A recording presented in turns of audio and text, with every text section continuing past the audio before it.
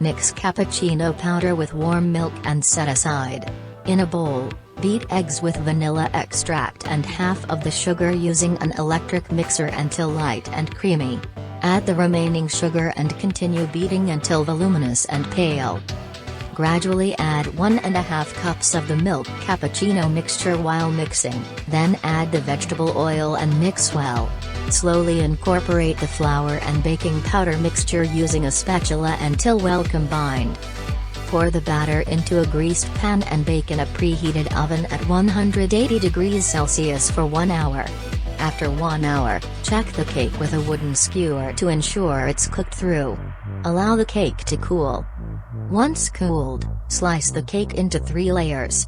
Moisten each layer with a mixture of milk and instant coffee.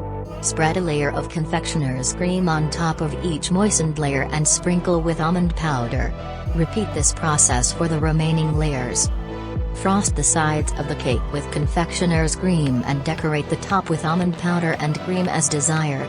Enjoy your delicious cappuccino cake.